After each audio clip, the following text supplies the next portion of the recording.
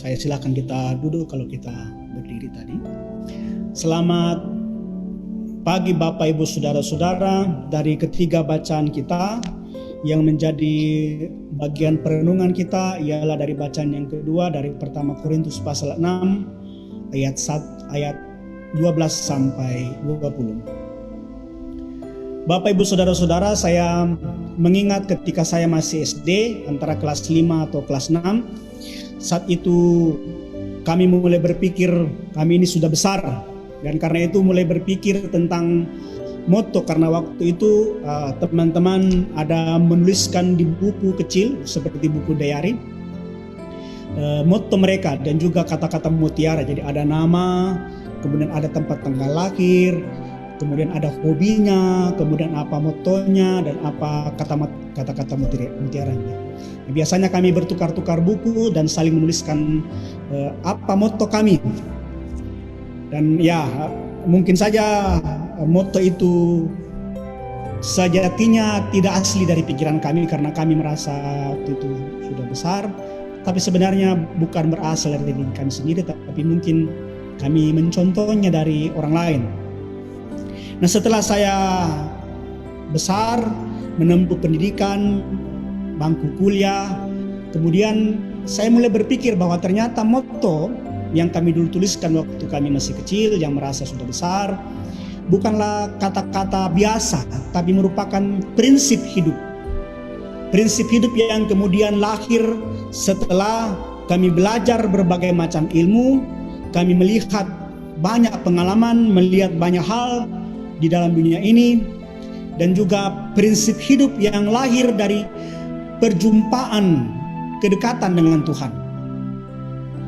Nah, memiliki prinsip hidup yang benar, moto hidup yang benar akan menolong orang secara pribadi-pribadi untuk bertumbuh ke arah yang benar. Mengapa demikian? Sebab orang yang memiliki prinsip hidup yang benar menjadi orang yang berdiri teguh, tidak gampang kemudian disesatkan oleh ajaran-ajaran yang menyimpang atau ajakan-ajakan yang menyimpang di sekitarnya. Nah, sebaliknya, orang yang tidak memiliki pengetahuan yang benar, tidak memiliki pengertian yang benar, tidak memiliki prinsip hidup yang benar, akan mudah disesatkan, bertumbuh ke arah yang salah, bahkan mungkin bertumbuh kepada arah yang mematikan, gampang dibelokkan, gampang disesatkan. Nah, hal-hal yang demikianlah yang terjadi dalam jemaat di Korintus dalam bacaan kita. Mereka jemaat Tuhan itu gampang dibelokkan oleh ajaran orang-orang di sekitarnya, oleh mereka yang mengaku sebagai guru-guru atau mereka yang mengaku sebagai nabi-nabi, padahal mereka adalah guru dan nabi palsu. Mereka tidak punya prinsip hidup yang benar. Akhirnya mereka bertumbuh ke arah yang salah, memiliki cara pandang iman yang salah dari yang mereka seharusnya sudah terima. Nah, guru-guru palsu ini, nabi-nabi palsu ini mengajarkan motto atau mengajarkan prinsip hidup yang salah, dan ini yang kemudian ditentang oleh Rasul Paulus dalam bacaan kita pada saat ini. Nah, lalu apa yang kemudian menjadi pandangan yang benar, prinsip hidup yang benar sesuai dengan iman Kristen yang diajarkan oleh Paulus kepada jemaat dalam bacaan kita? Ada 3 hal.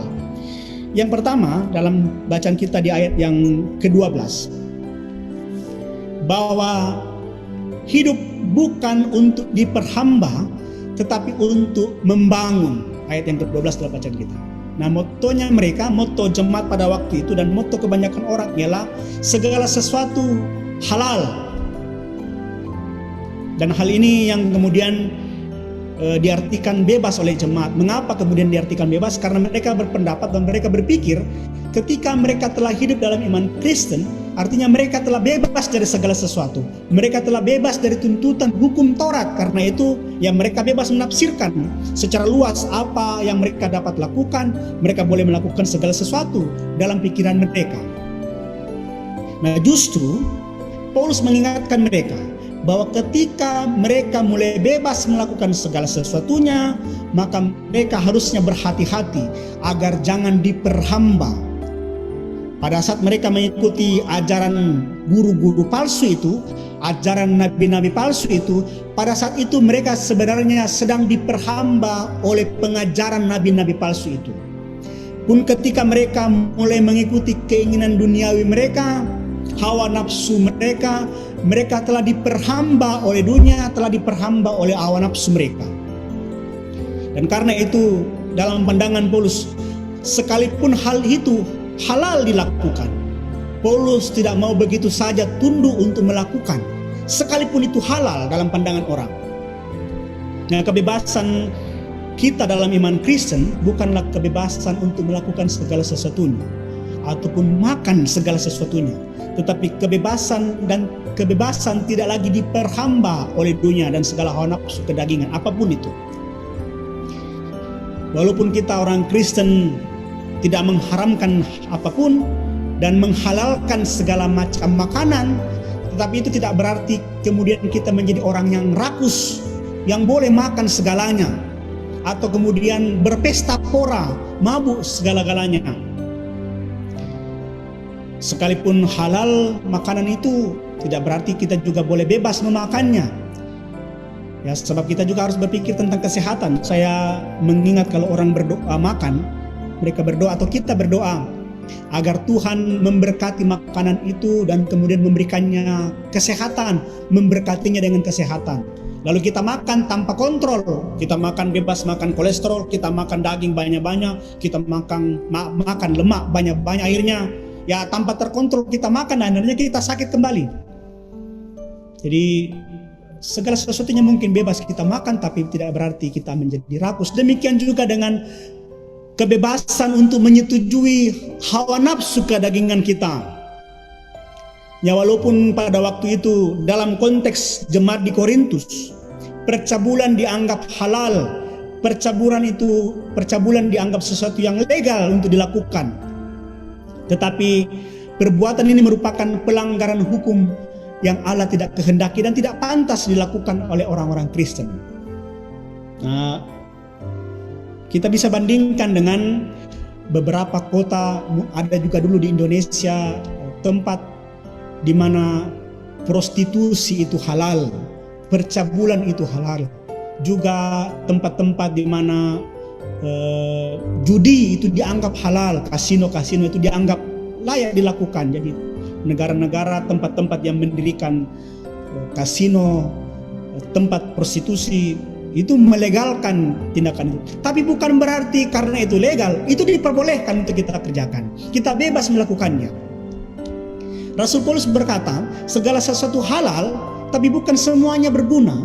Berguna di sini dalam pengertian bahwa hal itu dapat membangun kehidupan bersama, membawa kemaslahatan, membawa manfaat bagi banyak orang. Dengan demikian Paulus ingin mengajarkan kepada jemaat bahwa kalau ingin kita bertumbuh ke arah hidup yang benar, sebagaimana tema kita hari ini, maka harusnya kita bertumbuh untuk membangun hidup, membawa keuntungan, membawa damai sejahtera bagi banyak orang. Nah, masalahnya sekarang kita hidup dalam masyarakat di mana orang hanya mencari keuntungan diri sendiri, hanya memikirkan diri sendiri, individual. Orang berpikir asal hidup saya nyaman, asal segala hal terpenuhi, saya bekerja dengan baik, bekerja dengan jujur, tidak korupsi, tidak mengambil hak hidup orang lain, itu sudah cukup. Orang lain ya terserah mereka, asalkan saya tetap aman. Iman Kristen tidak bicara demikian. Rasul Paulus tidak menginginkan demikian, sebab hidup orang Kristen ialah hidup yang diarahkan untuk saling membangun kehidupan bersama-sama. Nah, sebaik-baiknya hidup orang ialah mereka yang berdampak positif, berdampak baik bagi orang lain. Nah, ada lagu yang mengatakan hidup ini adalah kesempatan. Itu motto, itu prinsip. Maka kalau kita menganggap bahwa hidup kita sekarang ini adalah kesempatan, maka baiknya kesempatan itu kita gunakan untuk berdampak. Apakah kita sebagai majelis gereja, apakah kita sebagai orang yang bekerja pada tuan-tuan atau bekerja pada perusahaan atau dimanapun kita bekerja, apakah kita sebagai anak, apakah kita sebagai pendatang, kita mulai berdampak bagi orang lain. Jadi ketika orang bertanya kepada kita, adakah yang baik dari bapak ini atau ibu ini? Jawabnya ada. Adakah yang baik dari tugas kita sebagai majelis gereja yang kita kerjakan? Jawabnya pasti ada. Adakah yang baik datang dari orang toraja? Ada. Itu seperti keraguan Nathanael dalam bacaan kita di Matius tadi. Nathanael ragu, memandang rendah Nazaret. Adakah yang baik datang dari Nazaret? Dan ternyata memang ada, hanya tidak diperhatikan. Nah, kalau kita berpikir hanya untuk membangun diri sendiri, egois, individual, itu berarti kita sedang diperhamba oleh keegoisan kita. Kita kehilangan kebebasan dalam Kristus. Ketika kita kehilangan kebebasan dalam Kristus, kita kehilangan ikatan dengan Kristus. Nah, sementara hidup yang bertumbuh, yang kedua ialah hidup untuk membangun ikatan kesatuan bersama-sama dengan Tuhan. Ayat 13 sampai dengan ayat yang ke-17 dalam bacaan kita. Nah, motto jemaat waktu itu kembali ialah, dan ini adalah salah, yang mereka berpendapat, mereka berprinsip bahwa karena hidup itu nantinya akan dibinasakan, maka selama mereka hidup, maka mereka dapat melakukan semuanya, dapat memuaskan tubuh mereka, dapat memuaskan urusan perut mereka, dapat memuaskan hawa nafsu mereka. Nah, Rasul Paulus mengingatkan kepada jemaat dan mengingatkan kembali mereka secara berulang-ulang. Paulus mengingatkan jemaat agar mereka kembali mengingat ajaran yang benar yang sudah disampaikan kepada mereka. Paulus berkata kepada mereka, "Tidak tahukah kamu? Tidak tahukah kamu? Tidak tahukah kamu?" Jadi kembali Paulus mengingatkan kepada ajaran yang benar. Dalam kondisi jemaat di Korintus pada waktu itu, ya, mereka hidup dengan prostitusi yang saya katakan tadi dilegalkan. Ada dua macam pelacuran pada waktu itu. Yang pertama, pelacuran pemujaan, yaitu penyembahan berhala. Mereka menyembah dewa kesuburan atau dewi kesuburan. Dan pada saat mereka menyembah dewi kesuburan di kuil-kuil yang mereka bangun, ada banyak kuil yang mereka bangun waktu itu dalam arkeologi Alkitab. Pada saat mereka menyembah, mereka juga melakukan prostitusi di situ. Itu model pelacuran yang pertama. Nah, model pelacuran yang kedua ialah budak yang mencari keuntungan. Jadi menyerahkan dirinya untuk mencari keuntungan. Nah, kondisi pendengar di mana Paulus menyampaikan berita itu dan orang-orang yang berpartisipasi yang mendengarkan juga waktu itu bukan orang lain, tetapi anggota jemaat itu sendiri. Mereka orang Kristen yang mendengarkan Paulus dan juga berpartisipasi dalam ritual-ritual seksual, penyembahan berhala, percabulan seperti itu yang terjadi dalam jemaat.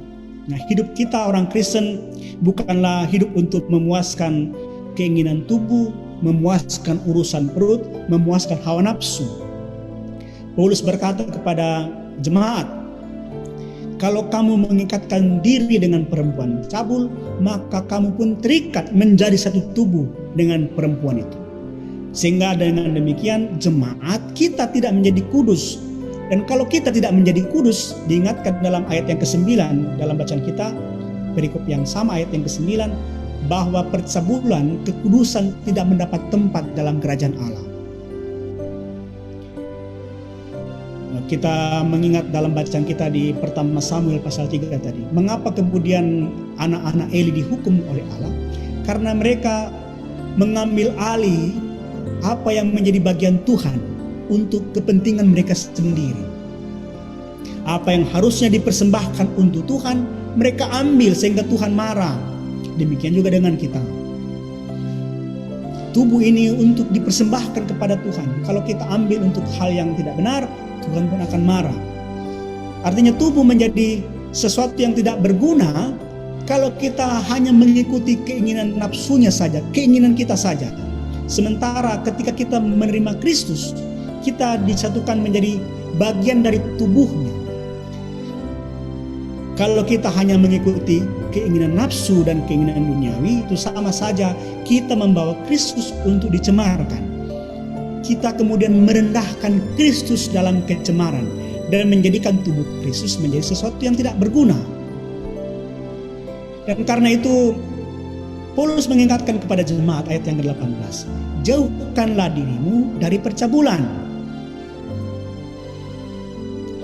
Dan sejatinya bukan hanya percabulan yang diingatkan oleh Paulus, tetapi juga segala hal yang tidak berguna yang dilakukan oleh jemaat, termasuk minuman keras, mabuk-mabukan, termasuk judi, termasuk pemakaian barang-barang elektronik yang tidak melihat batas, dilakukan hanya semaunya. Tubuh kita, jasmani dan rohani, untuk Tuhan. Maka apapun yang kita kerjakan, maka tujuannya untuk memuliakan Tuhan.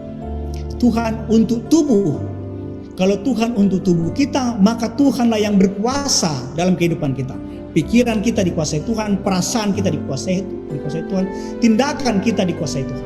Ya, ibaratnya kita meminjam barang, maka barang itu harusnya kita jaga dengan baik. Saat ini kita juga dianggap begitu. Kita diberikan tubuh ini agar kita memperlakukannya dengan baik sebagaimana kepunyaan Allah sendiri. Dan karena itu, Bapak Ibu Saudara-saudara, mari kita terus membangun kesatuan hati dan pikiran kita dengan Tuhan. Hal-hal yang tidak berguna dalam kehidupan kita tinggalkan. Mengapa seringkali hal-hal yang tidak berguna itu terjadi dalam kehidupan kita? Karena kita membiarkan pikiran kita kosong. Kita membiarkan pikiran kita dikuasai oleh hal-hal yang lain yang membuat pikiran kita melayang-layang kemana-mana. Lakukan hal yang lebih berguna. Kalau kita seharian di rumah hanya menghabiskan waktu sekedar membaca status di Facebook, ya lebih baik kita melakukan hal yang mungkin lebih bermanfaat, misalnya membaca firman lewat HP, membaca renungan lewat HP, daripada kita hanya menyibukkan diri dengan menonton gosip, memperhatikan kehidupan orang yang tidak penting. Lebih baik kita mungkin menghabiskan waktu dengan membaca renungan, atau paling tidak ya melihat channel YouTube saya, begitu. Lebih bermanfaat daripada hal-hal yang tidak penting yang kita kerjakan. Bapak Ibu Saudara-saudara, Bapak-bapak gereja mengingatkan begini, perbuatan-perbuatan buruk lain atau dosa-dosa lain mungkin bisa dikalahkan dengan pertempuran, tetapi percobaan terhadap hawa nafsu hanya dapat dikalahkan kalau kita melarikan diri daripadanya, atau menjauhkan diri daripadanya, atau menghindarinya. Sebab sejatinya godaan hawa nafsu itu sesuatu yang sulit untuk dihindari. Jadi Paulus sudah ingatkan, jauhi, jangan dilawan, jauhi, sebab tidak mungkin itu dilawan. Karena itu ya, usahakan pikiran kita jangan dikuasai dengan hal-hal yang demikian. Ada ahli mengatakan bahwa ya ini hasil penelitian, bahwa manusia baik itu laki-laki perempuan itu menghabiskan sekian banyak waktu dalam pikirannya untuk memikirkan masalah-masalah seksual. Dan seringkali ketika itu dibiarkan, itu menjadi menguasai pikiran kita. Jadi Bapak Ibu Saudara-saudara, jangan menyalahgunakan tubuh kita untuk berbuat dosa dan menjadikannya hina. Jika hari ini kita menjaga kekudusan tubuh kita, mempertahankannya, walaupun mungkin kita dihinakan oleh orang-orang di sekitar kita, namun nantinya kita akan memperoleh keserupaan dengan Kristus yang mulia. Dan hal yang ketiga yang terakhir dari bacaan kita ialah kalau kita ingin bertumbuh dalam pertumbuhan yang benar kepada Kristus, maka hidup kita harusnya diarahkan untuk mencari makna dan kemuliaan untuk Tuhan. Ayat 19 sampai 20. Rasul Paulus mempertegas kepada jemaat bahwa Allah memberikan rohnya kepada mereka, sehingga mereka bukan lagi menjadi roh yang dikuasai manusia yang dikuasai oleh roh duniawi, tetapi manusia yang dikuasai, orang percaya yang dikuasai oleh Roh Kudus, dan itu menjadikan mereka sebagai kediaman atau bait Allah. Roh Kudus menjadikan kita orang yang ditebus, menjadikan dari mulanya tidak berguna menjadi sesuatu yang berharga di mata Allah, lunas dibayar oleh Allah. Nah, mengapa kemudian Allah menempatkan rohnya di dalam diri kita? Ada dua hal. Yang pertama, agar kita menjadi serupa dengan Kristus. Jadi bertumbuh ke arah yang benar ialah bertumbuh menjadi serupa dengan Kristus. Yang kedua, agar kita kembali fokus kepada tujuan Kristus untuk menyelamatkan kita. Tujuan Kristus untuk menebus kehidupan kita, yaitu untuk memuliakan namanya, untuk beribadah dengan tulus dan benar, kudus dan tidak bercacat di hadapannya. Jadi hidup bukan sekedar mencari makan, mengisi perut, memuaskan keinginannya, tapi mencari makna, menemukan arti kehidupan kita dalam dunia. Mengapa kita hadir dalam dunia? Mengapa kita diberikan tugas ini? Mengapa kita dipercayakan tugas ini? Supaya kita menemukan makna dan tujuan hidup kita. Orang yang menyia-nyiakan hidupnya, hanya memuaskan dirinya dengan hal-hal yang tidak berguna, sebenarnya adalah orang yang tidak tahu tujuan hidupnya untuk apa. Dan untuk menemukan tujuan itu, untuk tetap bertumbuh di dalam Tuhan, menjadi pribadi yang membangun kehidupan bersama, yang tetap memiliki ikatan teguh dengan Allah, dan dapat menjauhi godaan hawa nafsu, maka tidak mungkin tidak. Harus kita tempuh dan kita lalui dalam pertolongan Roh Kudus. Hanya Roh Kudus yang mampu menolong kita.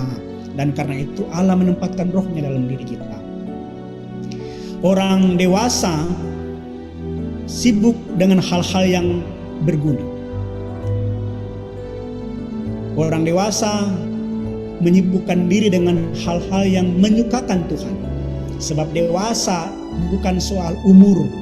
Dewasa itu soal keteguhan iman, soal keteguhan kepada prinsip hidup, soal keteguhan kepada hal yang benar.